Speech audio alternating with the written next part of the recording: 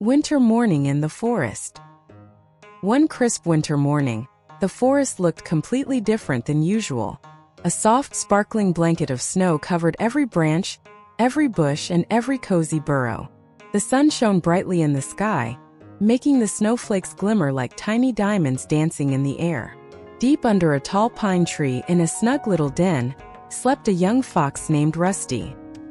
His fluffy tail was wrapped tightly around him, and only the tips of his ears peeked out from under the blanket. Suddenly, a warm sunbeam slipped through his little window and tickled his nose. Rusty blinked one eye, then the other, and stretched lazily. When he looked outside, he jumped up with excitement. "Wow! So much snow!" he squeaked. "I have to tell my friends." He slipped into his cozy blue hat, wrapped himself in a woolly scarf, and put on his favorite mittens. Then he dashed outside, his paws sinking into the fresh snow. Crunch, crunch, every step made Rusty giggle. He loved that winter sound. His first stop was the home of Pip, a lively squirrel who lived high up in a hollow tree. Rusty called from below, "Pip, wake up. There's snow everywhere." A sleepy little face peeked out, eyes widening with delight. "Oh, my acorns, it's beautiful. I'm coming down." Rusty and Pip hurried together to their friend Bram, a big, gentle bear who lived in a burrow under a large boulder. Bram was famous for loving long morning naps. "Bram, wake up," Rusty called, knocking on the door. "5 more minutes," Bram mumbled from under his blankets. "Look outside," Pip added. Bram poked his nose out, saw the snowy forest, and instantly brightened. "I'm up. Let's build the biggest snowman ever." The 3 friends ran to a wide clearing where thick piles of snow sparkled in the sunlight. Bram, being the strongest, started rolling a huge snowball for the base. It was so big that Rusty and Pip had to push with all their strength. "Huff, this is heavy," Pip laughed. "It'll be the greatest snowman we've ever made," Rusty said proudly. Soon they had 3 giant snowballs stacked on top of each other. Bram brought an old scarf to wrap around the snowman. Pip found shiny pebbles for the eyes. Rusty carried a bright orange carrot for the nose. "Perfect," they cheered. They named their snowman Frosty Finn.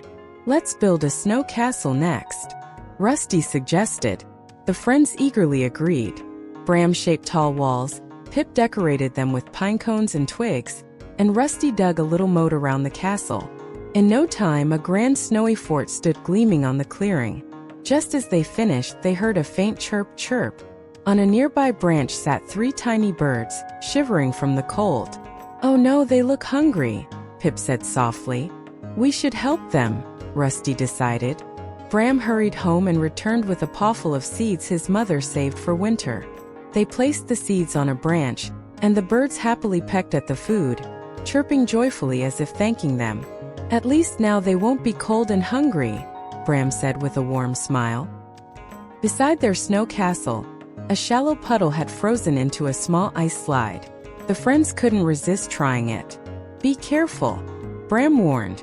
Pip went first, sliding forward and back while laughing. Rusty spun in little circles. Bram stepped onto the ice very slowly. "Oh dear, this is slippery," he yelped. And then plop! He landed right on the snow. All 3 burst out laughing. As the sky slowly turned pink and purple, the friends decided it was time to head home.